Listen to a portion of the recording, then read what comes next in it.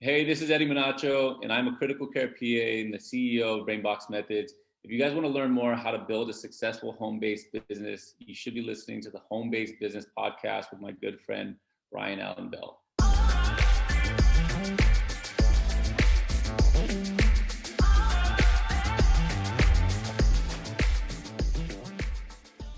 Yo, what's up? Today I'm here with my man Eddie. Eddie, what's up, bro? How are you, man? What's up, man? What's up? What's up, Ryan? How's it going, brother? Amazing. Are you excited to dive deep in your story or what? I'm excited, man. Anytime I get to talk, anytime I get to, we've talked before, man. I told you, it's always good sitting down and talking with people that you can relate to, man. So I'm happy to be here, Yep. man. 100%. So let's get straight into this thing. So I really want to go deep into your story. Who was Eddie? Let's say before you started pursuing what you're doing right now, before you became an entrepreneur, before you started your career, who was Eddie back in the day? Let's say like elementary, middle school, high school Eddie.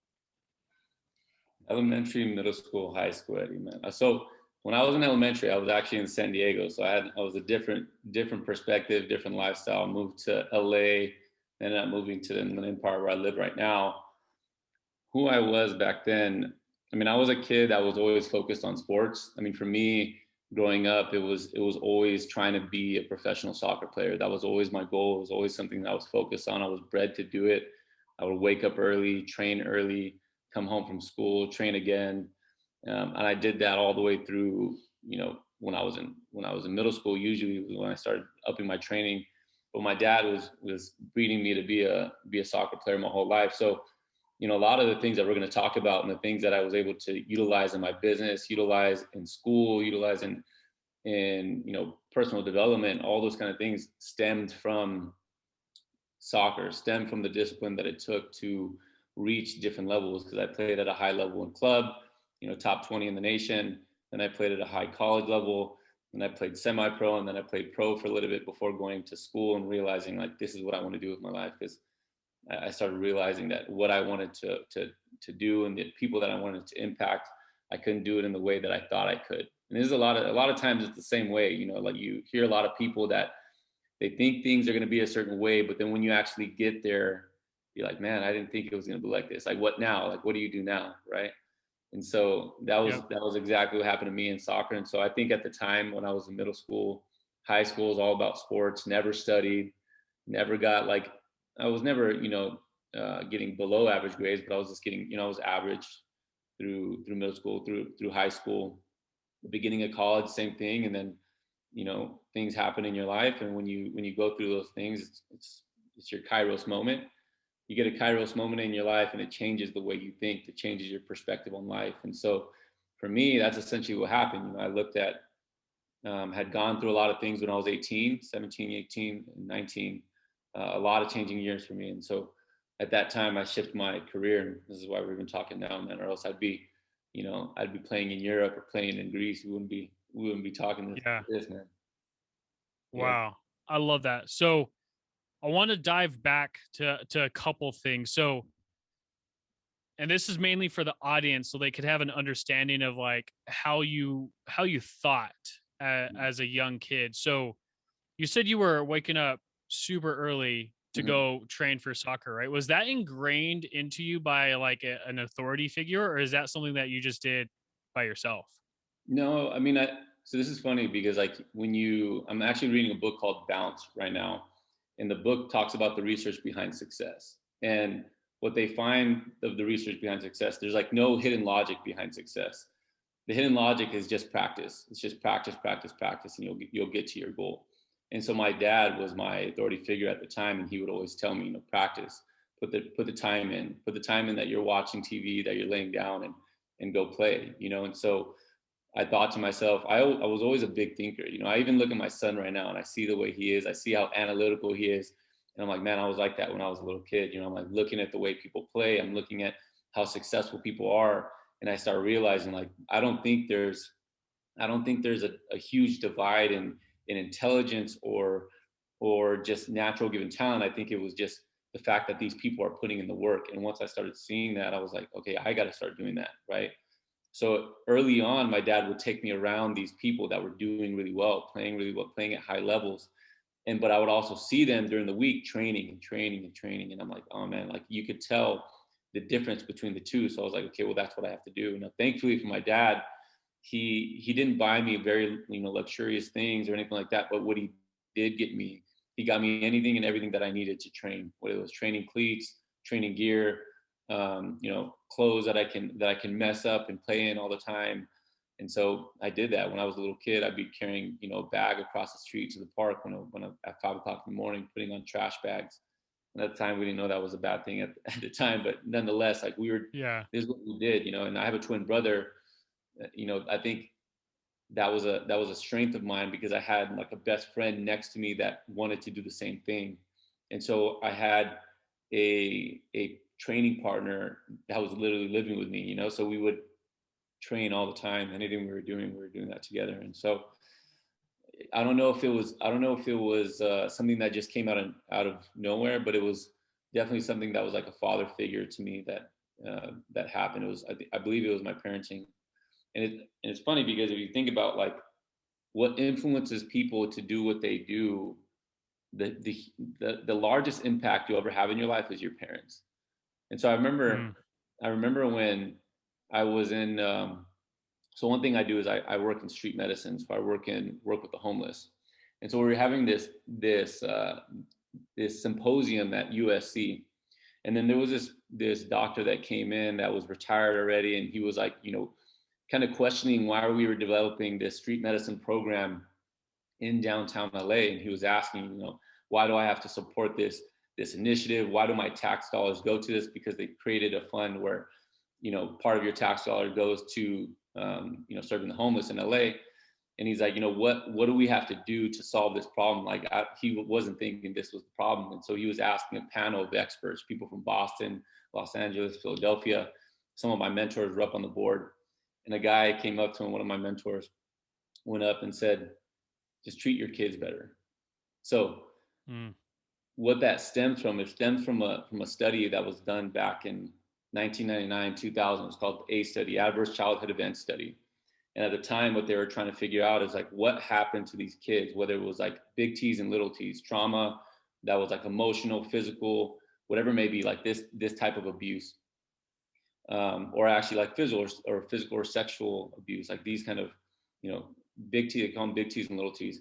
And what they're finding is that, all these kids were having all these like problems in school and learning and all these different things that were going on with them. Well, fast track like 15, 20 years from then, USC did a study trying to figure out what was the most common thing amongst homelessness. Was it drinking? Was it pure alcohol? Was it drugs? Was it unemployment? What was it, right? So they did a study, right? And I'm going to give you just rough percentages, but it was like drinking was 50%, drugs was 60%. Can't remember what unemployment was, but the amount of homeless individuals that suffered ACE, adverse childhood events, was above 90%. Meaning Wow. most people that were homeless had a pretty terrible childhood. So the answer to that Wow. question was just treat your kids better, right? And I always Mhm. always think about that in the back of my mind. I'm like, man, like I'm teaching students how to learn. I'm teaching students how to be successful, and I always go back to like, man, how are they raised? Like how can we shift that in such a way? Because you have to adjust the way you talk to people that have gone through those things, because their amygdala and their heightened sense of stress and anxiety gets fired way more than me or you or a monk, right?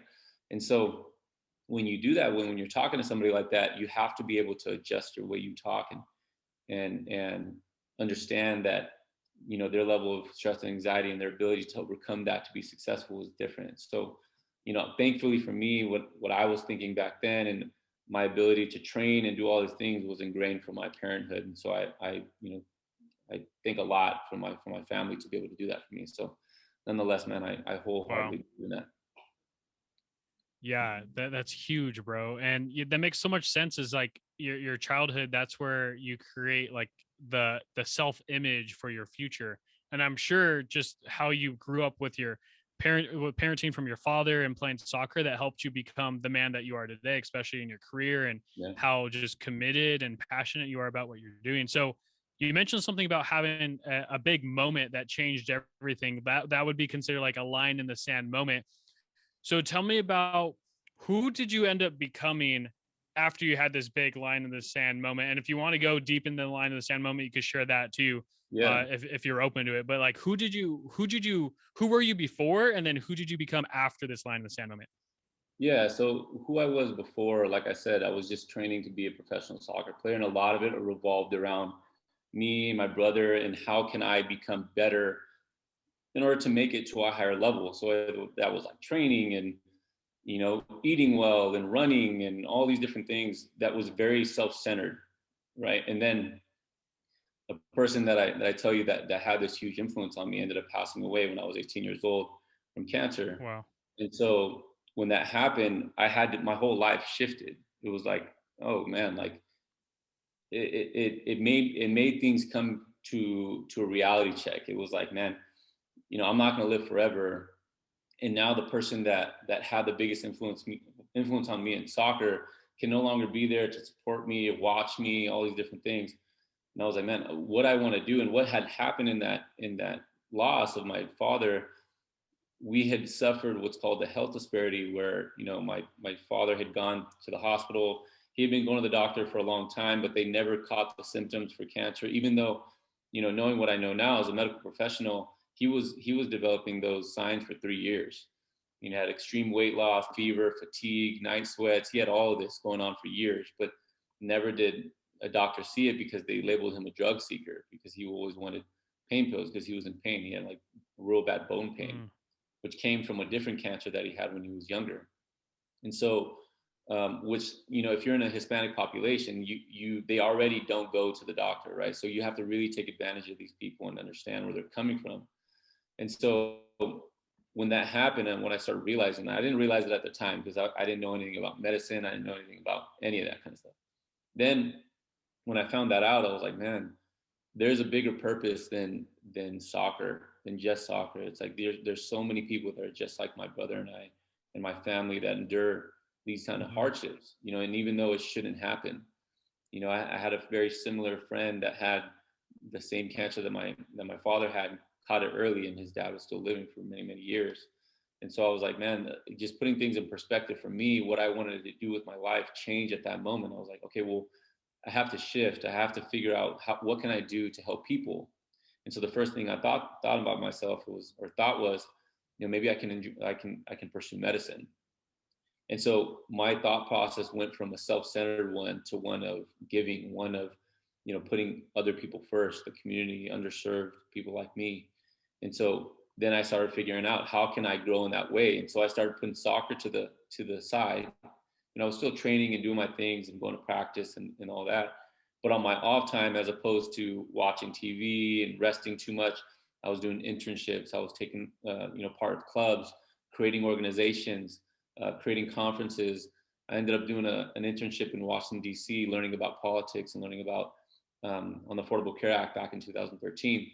So I started realizing, like, okay, what can I do to better myself, but not only as a self-centered purpose, which I did, growing up, always when it came to training, and also as a team when I was, doing that as well, right? I'm trying to make the team win. But I started looking at away from myself and more to a bigger picture, bigger perspective with the community and so on and so forth. And so who I became was a more selfless individual after that. And then I started realizing, like, man, there's so much more to learn. When you're in soccer, at the time that I played, college sports and I played professional sports, the higher you go up in the reign of professional sports, the more fine-tuned these people are to their sport and almost nothing else, right? There's a lot of people that are really good at their sport, but they're not good in business, they're not good in finance, they're not good in relationships, they're not, like, all that falls to the wayside, And so I started realizing that when I started going up the chain in soccer, and I was like, man, I don't see myself around this type of environment, partying, and whether it was like what people were doing drugs and people were focused on girls and all these, like, self-centered things. And I was like, okay, this is not what I want to do. So I stepped away from soccer and I went towards, doing something that was more for the cause that I did, what I found when I was 18 years old. So, which is why I founded Brain Box with my brother, which is why what we're doing, we're doing what we're doing, So nonetheless, man, that's That's who I became in a very short way. I mean, there's a lot more to it, but that's what it is. Yeah. I love that. So I want to circle back on a few things. What I think is really interesting is the fact that you said you went from self-centered to a giving mentality. And I honestly believe that's the biggest thing for us to achieve success in whatever we pursue, whether that's sports or business, whether that's professional or entertainment, right? As long as we're Yeah. focusing on giving, we're able to rise up, right? So maybe you could touch on that a little bit, man, because I think for new entrepreneurs getting into business and entrepreneurship, they're always thinking is like, okay, how can I make my life better? Right. They're always thinking is Yeah. like, okay, I don't like my 9 to 5, or I just want a supplemental income. And so I think a lot of people who first get into entrepreneurship, they have a self-centered mind. But what I've seen is once we break out of that and we focused on a giving mindset, that's when everything starts to change. And Yeah. that's what you experienced, bro. What I've seen for you is it inspired you to want to keep pursuing and getting better. So what it seems like is so you can continue helping people. Yeah. So where have you seen that shift in your career, man, just Yeah. from going from self-centered to giving? Yeah, no, that's a good point. I think it's a mixture of the two. Now, let me like clarify this. What I mean by that is that it's just like how Oprah Winfrey says, you have to fill your cup first before you give to other people. So before you go and you try to Yep. create a business or create or solve problems for other people, you can solve problems for other people, but then if you haven't solved yourself and the things that you have to deal with in yourself, you can solve all those problems, make a lot of money, but you'll still have problems. So I think like the essence of what you're trying to accomplish in business, so that you're trying to accomplish in life, you have to ask yourself, what are you optimizing for? Are you optimizing for money? Because if you're optimizing for money, it's only one pillar of the 4 pillars of life. So you have to figure out what do you want in your life, and then how are you gonna make sure that you're self-centered first, you're centered first, centered in such a way that you've filled your cup, and then now you can go ahead and solve problems. So yes, I think ultimately the ultimate goal is to do exactly what you said, is be selfless and be able to learn how to solve other people's problems and give to the full extent of what you can. But I think where it starts, where a lot of people need to start, is they need to be okay with themselves, right? So because entrepreneurship in general, when you're an entrepreneur, it takes a lot of, you have to be very bold to be an entrepreneur. You're going against the grain. You're going against what your parents say. You're going against what society says, right? Like, why are you selling something to other people? Why are you trying to make money off other people? It's like, well, it's a luxury. It's a luxury to do what's fun, but it's a moral obligation to do what I'm meant to do, right? So if you feel like it's your moral obligation to solve this problem for somebody else, it is your moral obligation. Like, it is what you should be doing, right? You were meant to do that. So it should be your moral obligation to do that. So, but in order to get there, like, you have to start with yourself and then give. And, it's funny because when I went through all that when I was 18 years old, I was a very, very broken person. Like, I lost my best friend. My dad passed away in June. I got stabbed and had to go to rehab for like 7 months. 2 months after my dad passed away, I had a job a day after my dad passed. After my dad passed, I had 2 jobs a week after my dad passed because our income got cut in half. And I got stabbed 2.5 months, or close to 2.5 months after. Then I went in rehab, got kicked off the soccer team, got everything taken away from me that I loved, right? My dad, my best friend, couldn't play soccer, and I was in rehab. So I was like, everything was taken from me, right? I had to do everything with one hand. So I was in a place where I was like, man, I didn't have enough bandwidth in myself to give to anybody. I still had to recover myself. I still had to figure out, like, how can I become mentally sane and mentally okay with the fact that my dad's passed, mentally okay with that. I've been training all my life to play soccer, and it's been taken from me. Mentally okay with the fact of people passing, right? Like that idea of like the afterlife, like there was so much hitting you as an 18-year-old that I had never encountered in my life that I had to deal with before I could give to anybody. And then I read a book called The Go-Giver. I don't know if you ever read this book before. So Classic. it's a book called The Go-Giver. Most people talk about a go-getter, right? Most people are like, oh, I want to go get money and go get however much they can. They just run around and try to get as much as they can for themselves without focusing on the fact that the way you get more is by just giving more, right? And so when I started reading that book, I was like, man, in my life, it was like, I got to go train so I can get more fame. I got to go, take more shots so I can get more goals. And it was always like that my whole life. It was like, I train, I get the reward, right? It was never, I'm going to train so I can give my training to anybody else. My sport didn't entail that, right? So it was the idea of giving at that point changed my mindset. It was like, okay, well, I have to give to the community. I have to give my time. I have to give my service, right? And in the book, it talks about if you don't have money, if you don't have, whatever it is, you can always give a little bit of time. And time is the most valuable asset that you have in life. So if you can give someone your time, people that are in retirement homes, millionaires, wish they had more time. So if you can just give your time to somebody, whether you're just listening to them or hearing them out or, providing some type of knowledge, just being there and giving your time is valuable enough. So I started doing that in various ways to mentors that I was meeting. I was like, I will give my time to your organization and just learn. And so I did that. And so my mind shifted at that point. And ever since then, it's always been like that. I've created multiple organizations in school, organizations in when I was in at USC, taking part in places that in organizations that were focused on the bigger picture, not anything that was self-centered, right? Like I'm not optimized for money in my life. I'm not optimized for something that's self-centered. I'm optimized for something that's going to give to the greatest ability that I can. That way it can return the favor and I can do more for others. So no, 100%. If anybody out there is like trying to do entrepreneurship, you have to focus on giving, right? 100%. But don't forget to focus on yourself first, because if you forget that, you get to the end of the road, you're going to be a very unhappy person, right? Because you haven't figured out yourself. So. Wow, that's so deep, bro. Yeah, I think of the oxygen metaphor where it's like if you're in a plane, you put the oxygen mask on yourself first, and then you go ahead and help everyone else around you, right? It's like make sure you're grounded, make sure you're good, make sure you know where you're going, what your goals are, what your vision is, make sure you're set. And then once you're set, boom, then your mission is so much bigger, your vision is so much bigger. Yeah. And that's what you did, bro. So you pursued medicine and you had a ton of success. You had a ton of success in school. And then you started Brainbox, which is your business. So share with me, how does your career in medicine and Brainbox correlate? How did both of those come about? So it's interesting. So the way I created the business and the idea of creating the business came from what we learned at USC. It's called brain-based learning.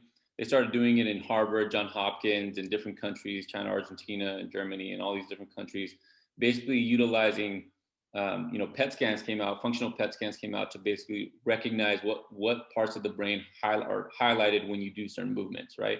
So brain-based learning is the ability to recognize that when you study a certain way, you light up different parts of the brain. So when we were at USC, they did the same thing. We had whiteboards for walls, and we had interactive rooms where we had media and models and all these different things, where you're never in this traditional library way. Like we didn't have that, right? And what happened was, what we realized, because I have a twin brother, we both went to USC together, and when we went, it was like, man, we've been doing this for 7 years before they even taught us this. We were doing it in college. We had whiteboards and chalk, and we were playing with models and doing all these different things, because we were trying to figure out, how do you study the most efficiently? That way, one, you could save more time. Two, you can actually become smarter, because there's a lot of people that study, memorize, regurgitate, and don't actually remember the information or don't grow their brain in any way, right? Because your ability to grow your brain is strictly through neuroplasticity, right? And the way you create neuroplasticity is to have new neurons fire together, because when they fire together, they wire together. So the more neurons you can fire in your brain, the more you're going to wire together. So therefore, you will be smarter, because you're creating more neuroplasticity. Now, if you're sitting down, you're just studying in a library, you're only going to be creating neuroplasticity in one area of the brain, right? Because you're not doing that much movement, not that much stuff. Well, in our type of learning, the way we do it, and the way we've been doing it since we were 22, it's the same way with soccer and sports. You know, you have to be up, you have to be moving, you have to have emotion, you have to be able to do these things. And when you incorporate that, emotion plus information anchors information. And so Mm. when we do that, we started realizing like, man, we can really make a difference in people's lives by teaching them how to learn.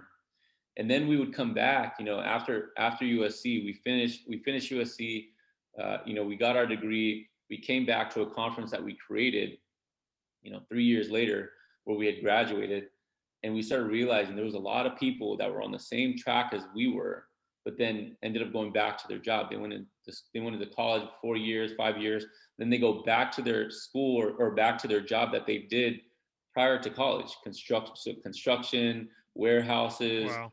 you know, all these different jobs. And, you know, good people, man, like these students were studs.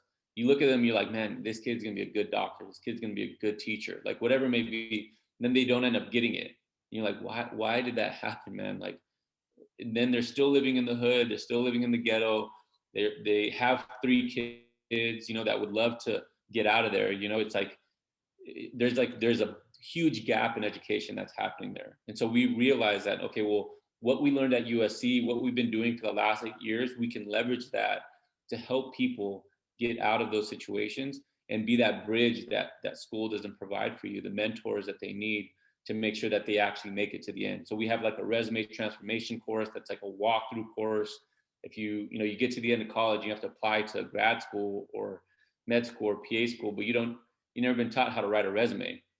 My brother and I looked over resumes for 2 years at Cal State, and then I looked over everybody's resume at USC, and I looked at it and I was like, man, there's so much room for growth. And we got taught that by being, you know, really high level people and when we were in education. And we basically created that on BrainBox. Anything that you can think of that, you know, somebody needs to get into these programs, whether it's a personal statement, whether it's interview skills, whether it's a study plan, whatever it may be, we're creating it to make sure that students have what they need to succeed. And then every week we meet with our students to mentor them, right? If they have any question, they don't have to think to themselves like, man, who am I going to go to ask this question, or who can I go to, you know, settle this unease that I have. It's like, you know, every week we're there to answer your questions. And so, you know, that's the reason why we created BrainBox, is to, you know, bridge that gap. It's not strictly for medicine, even though we have a lot of people that are in medicine. We have people that are in education, people that want to be engineers, whatever it may be, people that want to be in law. It's just whoever wants to learn how to learn, one, and then two, how to take themselves to the next level, right? Because we're thought leaders as well, you know, like we're trying to figure out, how do you think outside the box, and how do you separate yourself from the person next to you? How do you become a holistic individual that you don't only go into college to you know, make all the check marks and check it off on your resume. It's about the character who you're going to become, the character that you build throughout the years. And so we expose people to all these opportunities that they don't have themselves, because in high school you're guided the whole time. You know, college, a lot of times, if you're a commuter in college, you're by yourself. You know, it's up to you to go out and look for all these things, right? And for us, what we're creating is we're creating a BrainBox community of people, of students that are all over the nation, that are in different programs, that can say, hey, I know somebody there that can help you, right? And so it's just basically building a community, right? We're trying to revolutionize the way students go towards education. What I love about this, bro, is you were that as you were a student. Like, you figured out how to optimize your learning experience. And what I see is that's the same way entrepreneurs think in general. Like, the way that you optimize your school experience, you pretty much were a student thinking like an entrepreneur. And I'm sure that's why you came up with Brainbox, because like, yo, like, this is a next level of education. And now what I see is all the students. Here's the thing: is a lot of times, from my perspective, most students are not entrepreneurs yet. In a lot of cases, you should think like an entrepreneur to optimize your learning experience as a student, right? Which is what you're teaching these kids how to do. Is like, you're teaching them how to achieve success in their career, thinking differently, thinking and optimizing and acting differently. That's exactly what I see you doing. So would you say you focus specifically on college students, that like that's your main market right now? Yeah. So it's mostly college students, and they're trying to push this towards high school.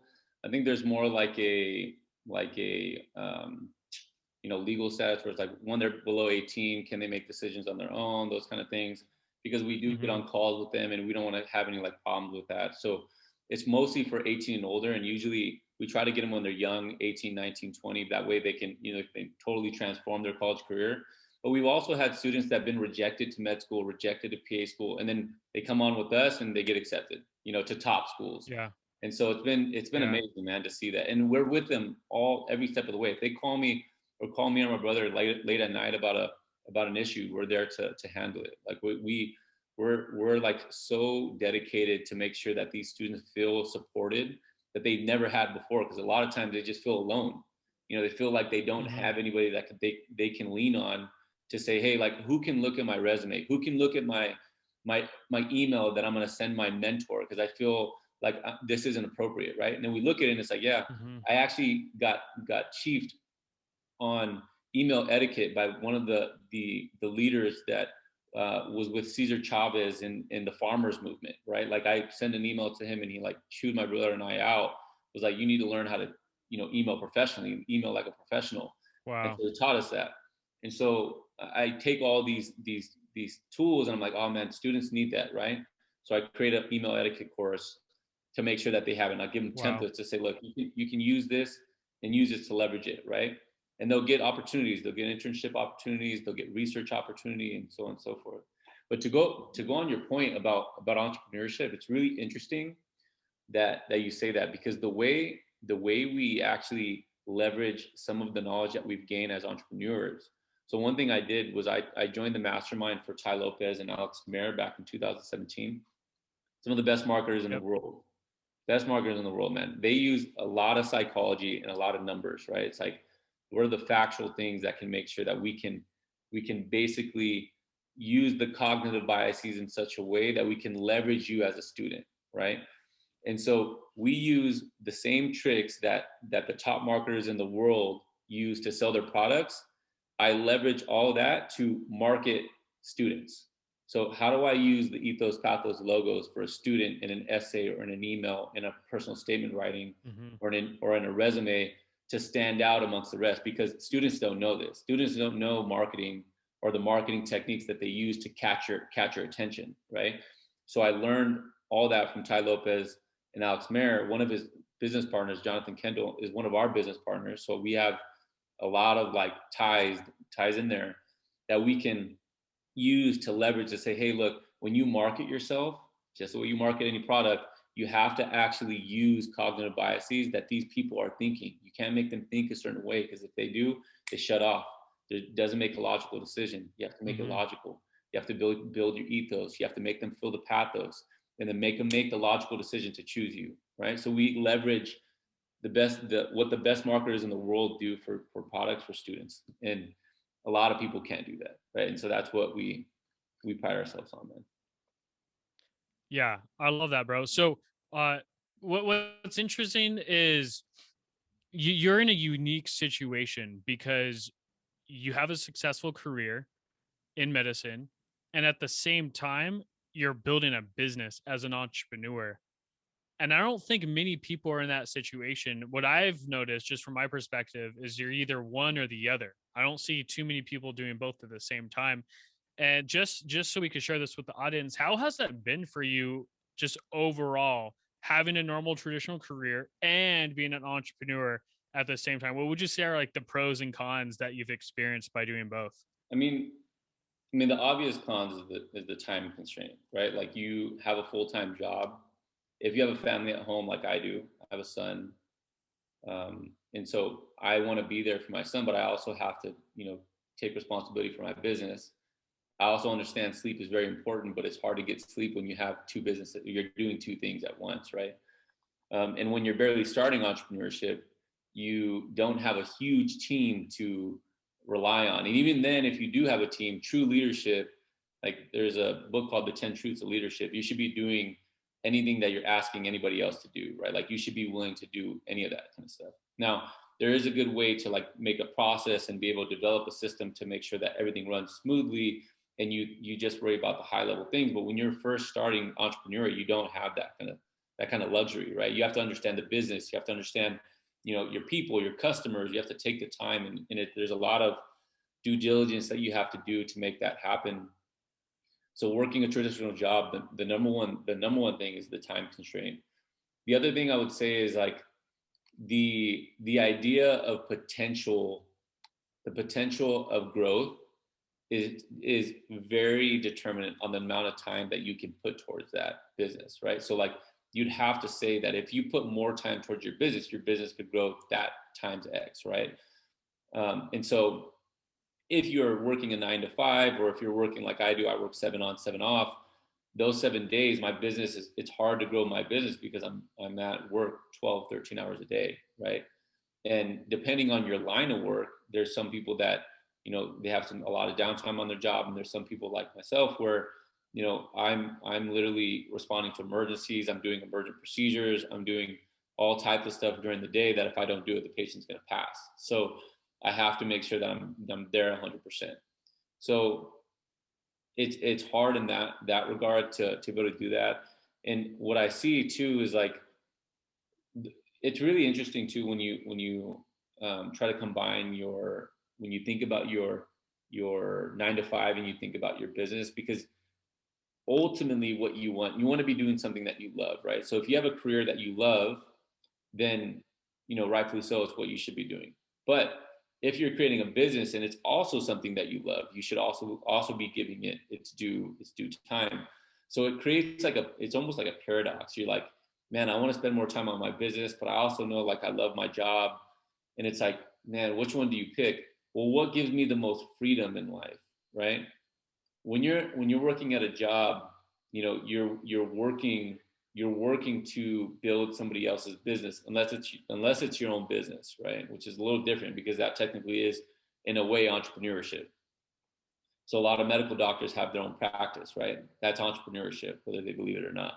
So, but if you're not someone that owns their own business, office or so forth, and you're working a 9 to 5 and you're trying to get out, you have to think yourself, if you want to make more, not to optimize for money, but to optimize to get out of the rat race, like Robert Kiyosaki says, right? Get out of the rat race where like you work your 9 to 5, you pay your bills, you work the 9 to 5, you pay your son's college, you work 9 to 5, and you're just constantly working to make money. If you're always in there, like you're always going to be working to make more, right? And you're always going to be trading your time for money, and you don't want to trade your time for money. You want to figure out a way that you can actually trade money, make money work for you, right?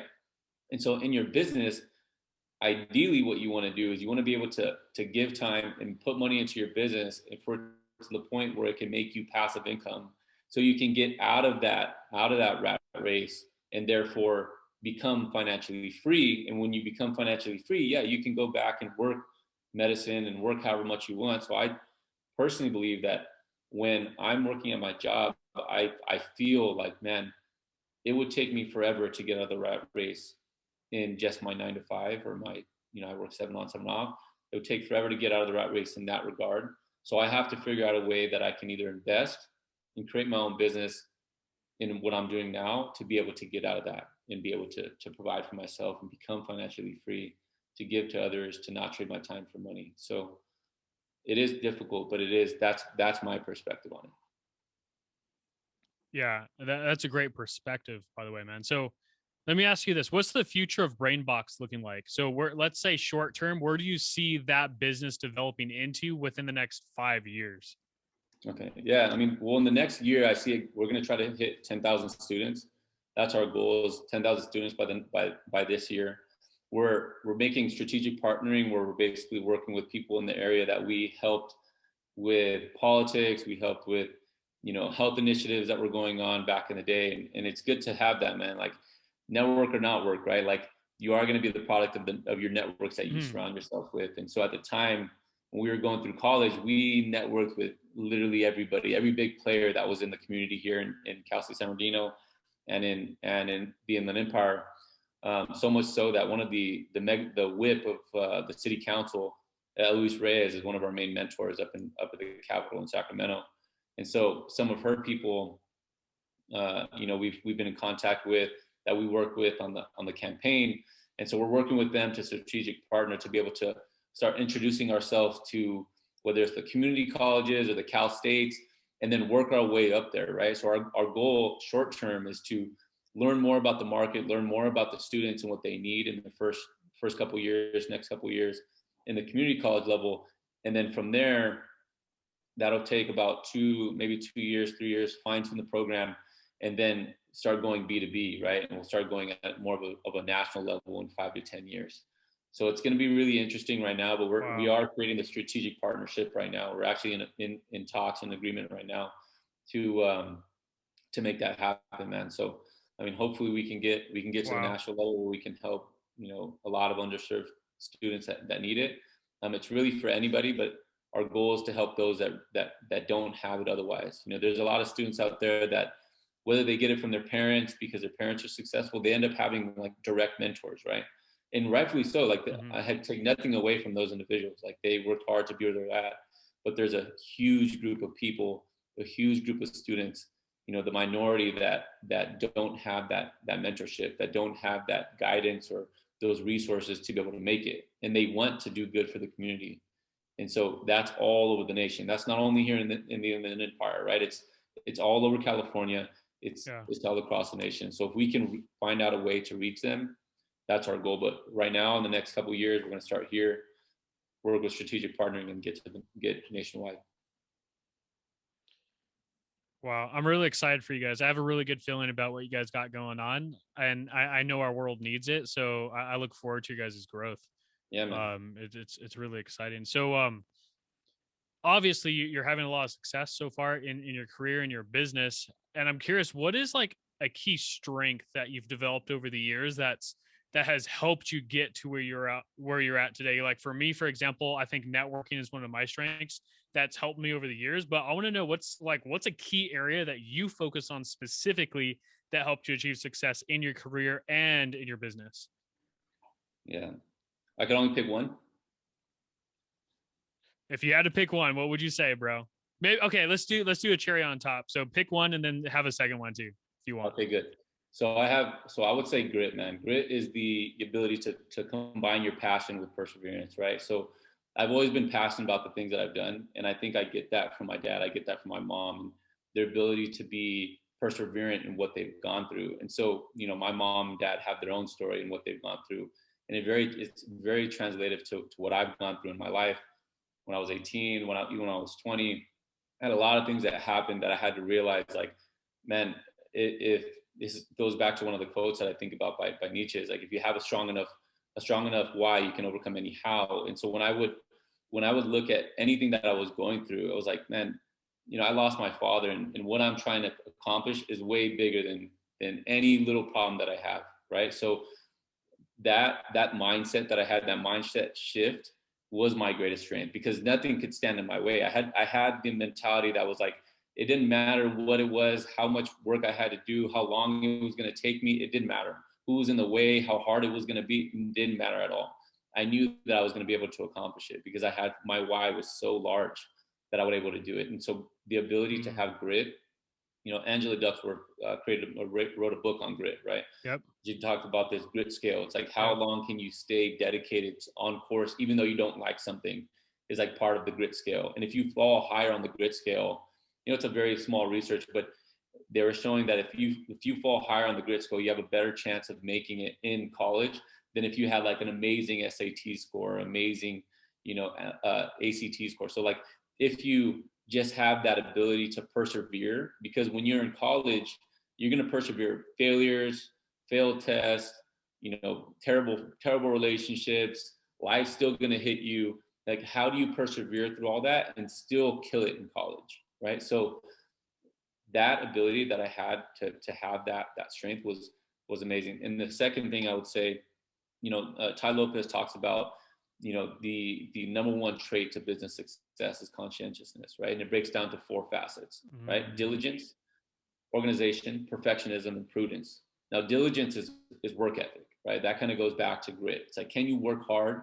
Can you be passionate and persevere towards what you want, right? You got to be organized. You got to be a perfectionist, right? But the last part is prudence, and that's the hardest part to achieve. Now, for me, what I started doing, and both my brother and I, and when we were networking, like you said, networking was a strength. Networking was a strength of ours as well. And what we did with that was leverage it to gain mentors. Now, the number one way you can actually gain prudence, prudence is your ability to be efficient in your way to an approach towards whatever you're trying to do, right? The way that you can do that the fastest is through mentors. Somebody that can tell you, hey, don't do this, don't do that, do this instead, right? You avoid all the failures, all the hardships, all the heartaches, any of that kind of stuff, right? But a lot of people look to go forward by themselves and learn it by themselves. It's going to take you 5 times longer than that person next to you that has an amazing mentor, right? Now, thankfully for us, we had 20 plus mentors that have shown us so much in the realm of life, in the realm of education, that we've been able to accomplish so much. And so I honestly attribute a lot of my success to my mentors, some of them being my own family, but many of them being people that are outside of my family, people that can teach me things that I wasn't taught when I was growing up. You know, people that, even the people that I was growing up with now, that even the people I'm around now in medicine, they don't have the same type of mentorship that I had, right? Because you have to tackle the 4 pillars of life, right? Health, wealth, love, and happiness. And for 12 years, if you're in medicine, you're only focusing on one pillar, on happiness, right? How do you do what makes you happy? Medicine, right? But you still have to figure out how to balance your finance, wealth.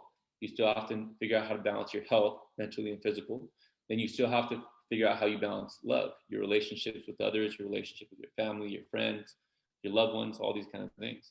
And so having a mentor in every field of those will get you so much closer to success than just going at life by yourself. So honestly, for me, the biggest strength that I had was, 1 was grit, but 2 was the ability to develop prudence through many, many mentors, 100%. Yeah, and what's interesting about mentors, one of my mentors has told me having a mentor is like having a time machine. You could learn what they learned in, a weekend with them that took them 10 years to learn, and boom, all of a sudden you speed up your skill and your mindset 10 years. And then I love what you said about having a mentor for different areas of your life. I think a lot of brand new entrepreneurs will think, oh, I need one mentor, or I need a mentor, and they're only thinking of one. But no, that's not necessarily the right thing. Like, it's cool to have like maybe a main mentor that oversees your whole entire life, but you should have different mentors. Like if you're focused on health, find like, a nutritionist or something. If you're focused on wealth, find a financial advisor who could be a mentor. If you're focused on love, go read the Bible or whatever, whatever you believe in, and so I think that's so key, is just have so many different mentors for every area of your life that you really want to focus on, and that's what you're able to do, bro. I think that's amazing, 100%. Even in business, right? Even when you have your own entrepreneurship, right? There's so many levers that you can have a mentor in, right? There is a specialist in any part of business that you can think of, right? Platform optimization, Kajabi, copywriting, marketing, target marketing, SEO, Facebook ads, Instagram ads. I mean, you can go on and on and on about the different things that people do very specifically, and you can have a mentor in each one of them, right? And someone that you can go online and learn it yourself, but you can also have somebody that can teach you exactly how to do it, that has been practicing it for years and has spent millions of dollars doing it, right? So that's the difference. When I see entrepreneurs that go and try to do it themselves, sometimes I'll sit down with some and I'm like, have you ever heard of this, or have you ever heard of that? It's like they'll tell me no, and I'm like, well, why not? Why haven't you reached out to figure out how can you branch that and leverage that to your business? And it's interesting, man. You're gonna be in love with 2 things, man. You're gonna be in love with what you know, right? Which means you're gonna be complacent. Your ignorance is gonna outweigh your knowledge because you're too ignorant to try to learn more. Or you're gonna be in love with what you don't know, right? Learning what you don't, love of what you don't know is like you're always looking to learn. You're always looking to grow, right? And so I fall on the latter, man. Like I'm in love with what I don't know, and I'm always trying to find places in which I can always learn, right? Anybody that I could see that I respect, that I'm like, man, this person has something to teach me, you best believe I'm gonna go learn from that person, right? Like, so I implore anybody that has that mentality, that wants to grow in any area, find someone that knows more than you and learn from them. I love that. Yeah, a wise man says he knows nothing, right? Exactly. Exactly. So let's switch gears a little bit here, bro. So this is the Home-Based Business Podcast, and I have a belief. So my belief is that the only way for us to achieve true freedom is to create a plan to quit our jobs and start a home-based business. And I want to ask you the same question so we could just get your perspective and the audience can gain a different perspective than just mine. So Eddie, what do you believe, man? Do you believe that the only way to achieve true freedom is to create a plan to quit our jobs and start a home-based business, and why? There's no right or wrong. You could just say Yeah. yes, no, maybe, or whatever.